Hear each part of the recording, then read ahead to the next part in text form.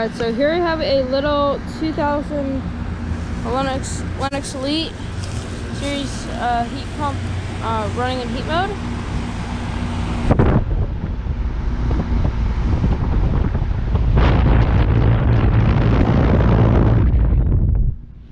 Jeez, that air is so dry. Ugh.